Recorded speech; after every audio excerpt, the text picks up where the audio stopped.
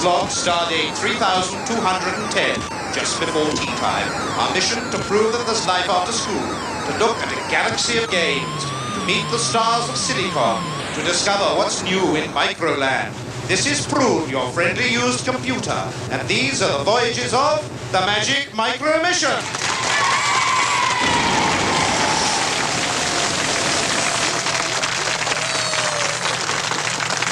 Why on earth are you playing with the Earth, Captain? What? Why are you playing with the Earth? Ah! Well, on this mission, we'll be taking a view of the world as it's never been seen before. Our planet as seen by computer graphics. Yes, well, I suggest you put it back into orbit before anyone misses it. Oh, right. Sorry. Hey, are you lot with the mission? We are with the mission! Great! Well then, meet Egghead. Did you know that in-car computers are being developed which will possibly replace human drivers? More later. Prune, I feel it's only fair to inform you that we've been joined on this mission by a large cluster of space monsters from St. Michael's Primary School in Wolverhampton. Yay! And several advanced microchips from the George Spencer Comprehensive School in Nottingham. Yes, well, they all look jolly friendly, but there are two more Silicon superstars waiting to be beamed aboard. They're Britain's zany games inventors, Groucho and the Pieman. And now it's time for our famous five, who on this mission are looking at games with a difference. Take it away, First Officer Joe! Leslie's finding ghoulies and ghosties and things that go bump in the night, playing Nightmare Park on the Sharp. And Robin's playing Valhalla on his Spectrum. Julia is experiencing an old-time world of smuggling and swashbuckling, playing pirates on the BBC microcomputer. And Mandy's playing Star Raiders on her Atari. Stephen, in a literary frame of mind, is playing The Hobbit, and he's using a Commodore 64. Right, and we'll be back with them later to find out what they think of all these games.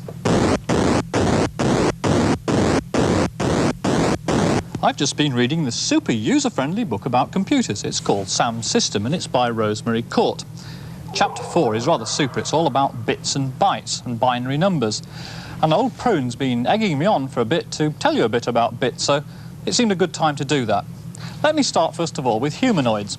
Humanoids have 10 fingers or 10 digits, so they can work out easily how to count up to 10, or if you start at 0, up to 9. 0, 1, 2, 3, 4, 5, 6, 7, 8, 9. Now, computers are rather different. They prefer 2 digits, or 2 fingers if you like, and they like to count 0 or 1. Now, a number which is 0 or 1 is called a bit, which just stands for binary digit. It's a digit with 2 possible values. Now, why are computers so awkward? Why do they use these bits and bytes? Well, they do that because inside the computer are transistors, and they have just 2 possible values. They can be turned on or they can be turned off, and the memory cells can either be full or they can be empty. So it's quite natural to use bits to represent the states inside the computer. Now, of course, human beings don't have to worry about that because the computer will convert any letters or numbers that you type in ordinary language into the computer. It will convert it automatically into a code the computer can understand. And that's written in bits and bytes. It's all in here in this super book, so I think I'll carry on reading it. This is Egghead logging off. Who are you? I'm Richard. Am I all right for Coventry? You're not all right for Coventry. This is the Magic Micro Mission. Oh. You can't park this here. Come to think of it, what is this? Well, this is the communications car. What's the communications car? Well, CommuniCar was built as World Communications Year to show everyone all the possibilities that you can have with mobile communications. All right, then. And what does it have in terms of mobile communications? Well, we've got 2 CB radios, so if one channel's blocked, you can always use another complete waveband system. We've got the latest push-button radio telephone, so you can dial almost anywhere in the world from the car. We've got a VHF radio, and we've got 2 computers. Tell me why. Well, we think it's going to be the thing of the future.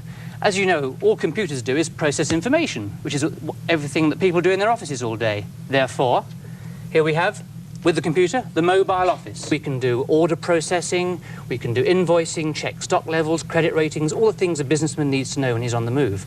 And the great thing is that when you finish your day's work, you don't have to spend all night doing the paperwork. It's all done for you. What about the everyday motorist? Well, there are a few applications for him coming along too. For example, imagine a database where you can have every single town and every single road in the country on the computer. You plug the computer into the telephone to the central database, and hoopla, tell the computer where you are, and he'll tell you where to go. Diversions, routes, cheap petrol, everything. Does it do anything else? Oh, yes. So you could do, well, the computer will monitor the performance of every single moving part in the car. But you couldn't use this when you were moving, could you? Oh, no, it's illegal. Although with a voice synthesizer, you could listen and you could talk. OK, tell me a little bit about World Communications Year. Well, World Communications Year was dreamt up by the United Nations, and the purpose of it is really to tell the whole world, every single government, every single nation, that the telephone is here to be used. And what we're trying to do is to create a world communication system where anyone can phone anyone. Great, thanks a lot. Thank you. And now we're off on a different sort of journey, a journey of the imagination using computer graphics. It's a film called Dream Flight, and it's made by the University of Montreal in Canada. And it's earning praise and acclaim all over the world. It is not, and I stress not, a cartoon. Once upon a time, there was a strange little being living on a distant planet. He was all alone and dreaming of different horizons.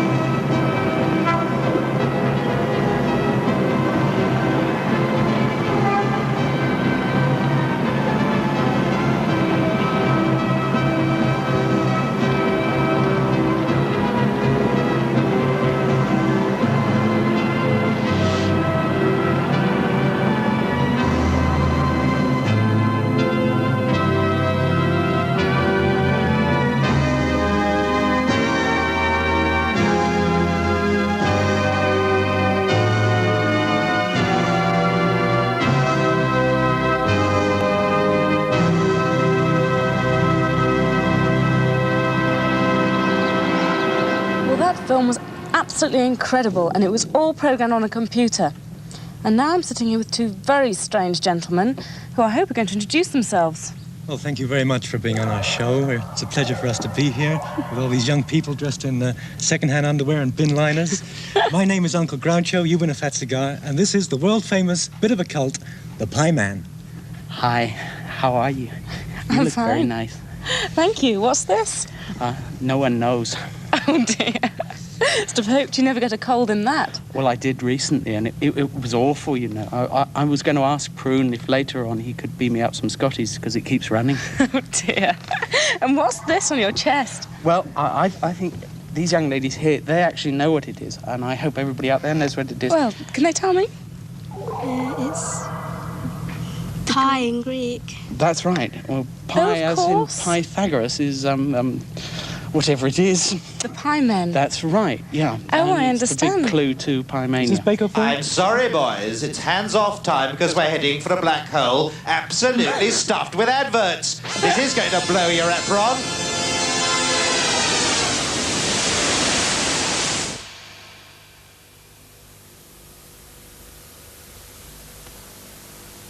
Help! I'm desperate. Well, have you tried laughter? We've colourful gift sets and sprays. Perfect for young Sophie. And some splendid new gift packs of hand and body lotion. Lily, lilac, roses, honeysuckle. And for someone special, this pretty Yardley soap dish filled with lavender soap. Must get one for the wife. Would you like it delivered? Trust Yardley to solve your problems this Christmas.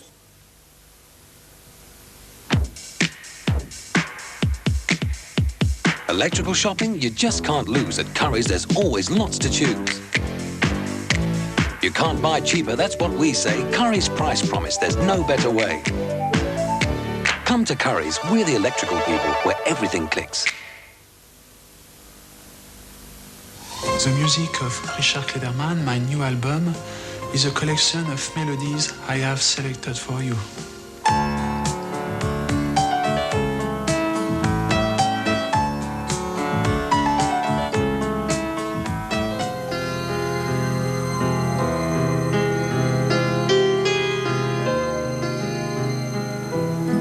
I hope you enjoy my new album. Au revoir. See that number? No, that's not the number of miles I've done. That's the number of bikes stolen last year. Shocking, isn't it? What can you do about it? Well, a full-time security service could prove expensive. And once you've had your bike stolen, it's very hard to give a detailed description to the police. Best thing to do, find the frame number and keep a note of it. AC 2816. And when you're at home, keep it locked.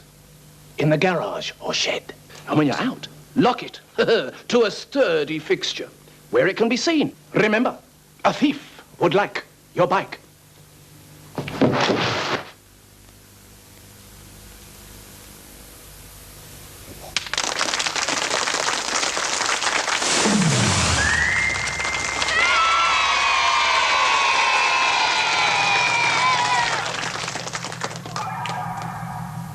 Back so soon? In that case, it must be time for micro hits. The Spectrum people, the latest non-violent game from the Pieman in Automania. In Morris Meets the Bikers, Morris Mine has been abandoned in a car park and has to collect 10 coins to pay his way at the exit. Watch out for those phantom bikers. Top marks for originality. For the Commodore 64, there's Dickie's Diamonds. Dickie is a clog-dancing spider that hangs a diamond in the centre of his web. You are an owl who tries to get the diamond by destroying Dickie's web, strand by strand.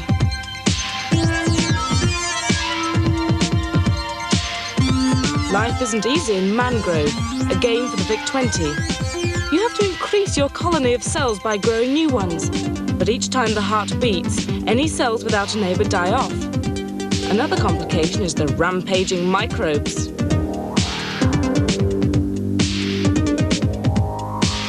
In Hunchback, a game for the BBC computer, Esmeralda has to be rescued from the castle keep, and Hunchback has to race along the battlements to reach her. The perils of this game include cannonballs and nasty defenders with sharp spears. Also, for the BBC, there's Proteans, a classic and quite slick shoot-'em-down game. Ecologists will like the reference to acid rain.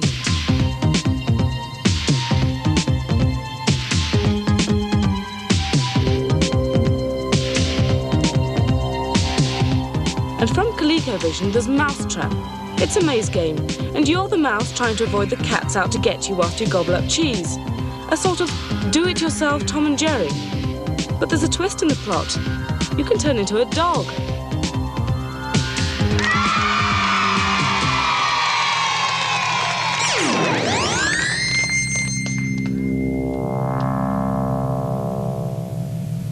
Log in, everybody. The importance of computers for transport was driven home in the 1960s and 70s when they helped navigate and control manned spacecraft to the moon. But then, if you'd looked inside a motor car, you'd have been lucky to find 50 transistors, let alone a computer. Since then, electronic parts have got much cheaper and they're much tougher, so that today, cars are not only designed and built by computer, but we've got developments like the Magic Maestro's mission to turn cars into mobile electronic officers. And at last, cars have been made much more efficient by installing microchips. These monitor and control the running of the engine. And the Maestro's even got talking instruments that give you out helpful warnings. In the future, we can expect cars that are equipped with computerized brakes and computerized suspensions that will make your journey safer and much more comfortable.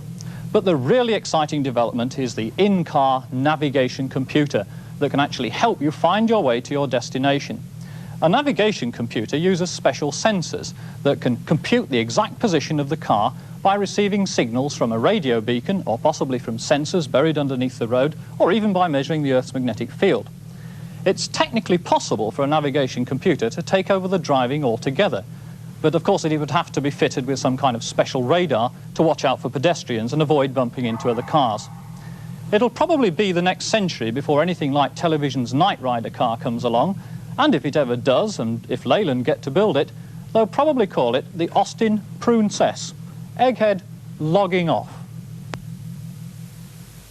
What are you doing? Dialing into the school's computer.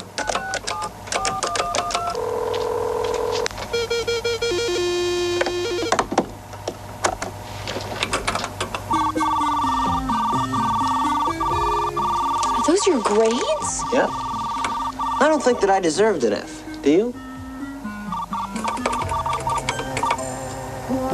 You can't do that. Already done. These are my grades. How can anybody get a D in home ec? If that's none of your business, can you erase this, please? No, it's too late. What are you doing? I'm changing your biology grade. No, I don't want you to do that. You're going to get me in trouble. No, nobody can find out. There, you just got a C. Now you don't have to go to summer school. Change it back. Wow. It thinks I'm Falcon. Shall we play a game? Let's play global thermonuclear war. Fine. All right.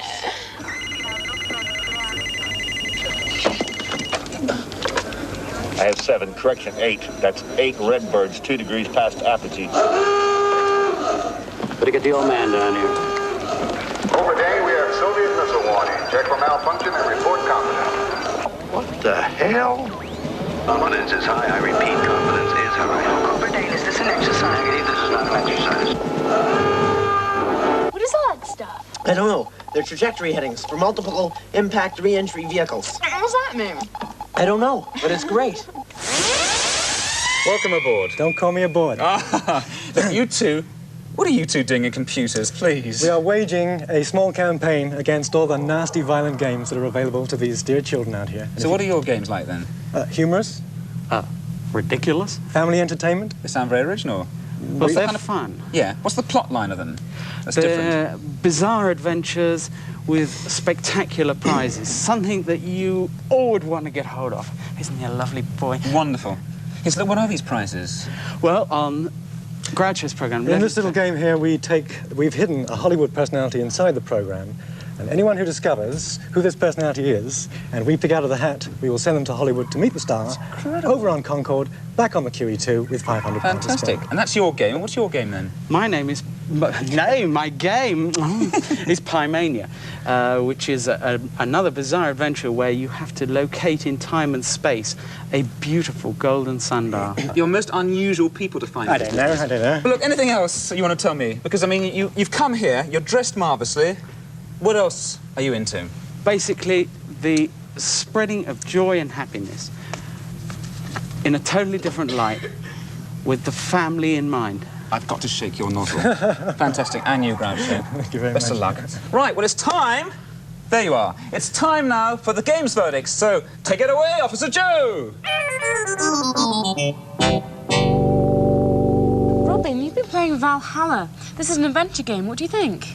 It's very good, but there are too many characters. There's something like 50 characters in all. Well, you seem to have a piece of paper with hundreds of them written down here. The thing is, there's two sides, and if you want to stay on one side without the word, without whoever they are in front of you, you tend to kill the wrong people, so you get on. That is kind of unfortunate. As a game, it looks very interesting because you've got both pictures and instructions, haven't you? Yes. And does it stand to reason that if you give an instruction, the same thing happens on the screen?